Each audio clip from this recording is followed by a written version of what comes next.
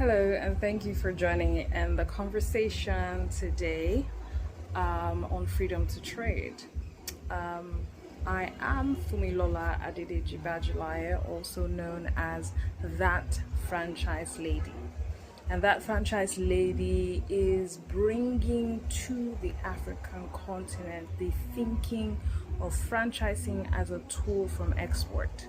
I'll be joined today by my co host, Tito Phillips, who is the CEO of Made in Nigeria, of Naijapreneur.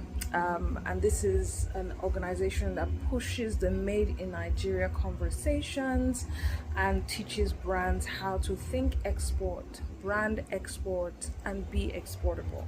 And so there was a natural alignment in our conversation and talking points when we met recently at an event handled by ACR Global, my organization, in partnership with Hermanos brand. This was an international brand bringing their flavor to the African continent, but in partnership with our local entrepreneurs. So today we're going to be speaking about some very, very key conversations around trade. And these are conversations that will spark change in the mind of entrepreneurs and we believe on our continent as well. The talking points today would be the trade deficit. Where are we in Africa in terms of trade with the rest of the world? Now, I'm the president of ACR Global and also a certified trade advisor with the AFCTA. And trade has always been a conversation, my mindset and my reasoning. I was, thinking recently, like, how did I even get here? A lot of people ask me, how did I get into this conversation of franchising? And way back in school, while I was at the University of Kent, I remember running a group called Stock Inquisition, and this was a group where we're teaching students how to save with ISAs, right? And I said that, students while they're in school, they go to the pubs, they buy things in high street stores, Zara, TM Lewin, what have you, and this same effort of consumerism could be moved into investments, which they will come out at the end of 3 years, 4 years, and have built something that they can use as a startup. So those were the conversations then. And I remember going to all the high street stores in Kent, in Canterbury actually, and telling them to come and exhibit at our event. So I've been thinking exhibition for a long time. I thought about it recently and I said, I've actually been aligned on this path. So bringing it back to Africa and the trade deficit, not enough of our brands are thinking about how we can sell to the rest of the world. In a lot of trade conversations before the efforts of organizations and institutions like the EFCT, the Afrexim Bank, a lot of businesses were thriving on imports, right? So importing goods and trading them in the malls, and there's nothing wrong with that. There's really nothing wrong with that because, it provides prosperity. But it has put us in a trade deficit situation where a lot of our money is going out and their goods coming in. But an ideal trade balance would be where we also have valuable finished goods to export. We're exporting a lot of raw materials. We're exporting a lot of our talent actually, and the conversation now is that can we also explore other reasons to export? So we're going to be looking at this trade deficit situation in the conversations. We're also going to be looking at what is the reason why we are not trading enough in Africa. Why are we not doing it? Number one is permission. We have not permitted ourselves to trade. And when I say trade, I mean send our goods, our services, our genius, our talent out there to attract FDI. We haven't.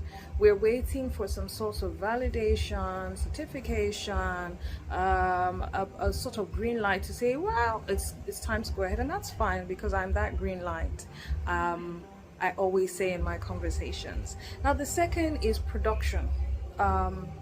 The processes, machinery required for production, a lot of them have not yet been housed on our continent. The manufacturers of these machinery factories actually manufactured for certain continents because the demand for the manufacturing and the production came from those continents. So we need a lot more support in the area of production and production knowledge, how to create, not only consume.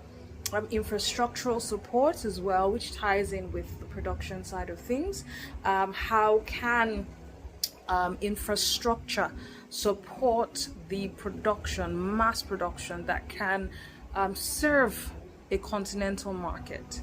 And so these are some of the conversations that we need to touch on to help to allow our brands export or be on the export journey. Branding, I will not stop talking about branding. The way we show up on the continent, the way we present, the way we represent who we are as Africa. And this goes into the little ingrains of who we think we are and how we perceive ourselves, because it's the way we perceive ourselves that will trickle into the way we project ourselves. And so branding is still a conversation that we need to be having with our entrepreneurs to spark off this export mindsets and export conversations.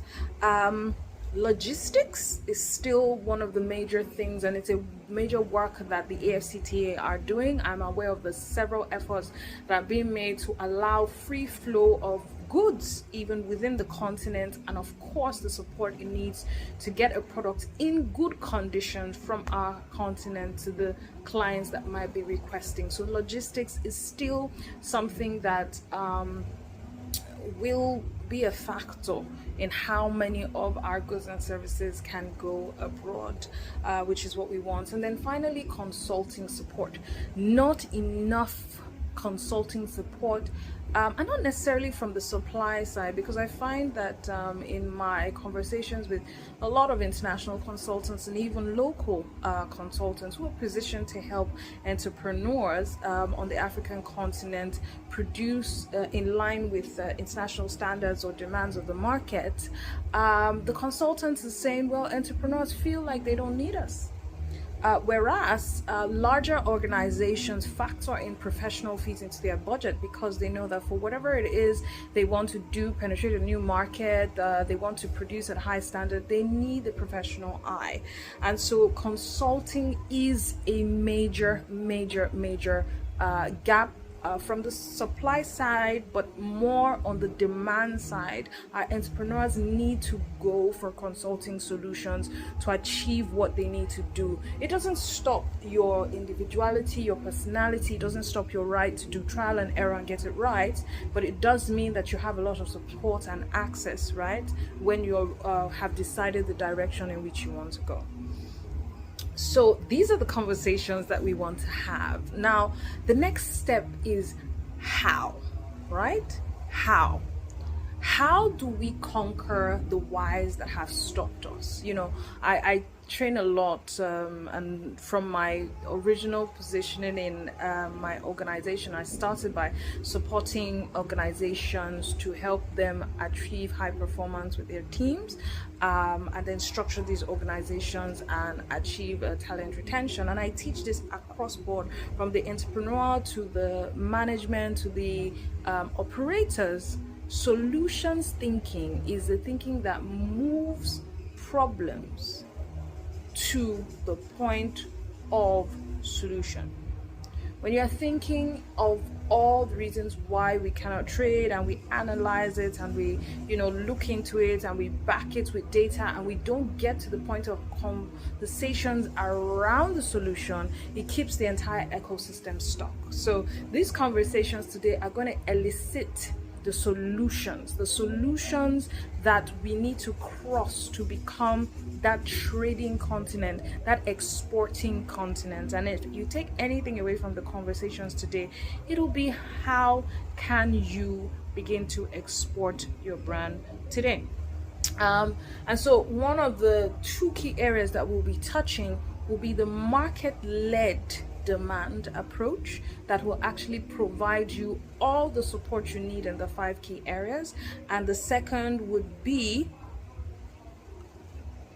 what modules can give you the hack to get into international markets, the support you need to internally organize and trade. You don't want to miss these conversations. I'll see you in the chat.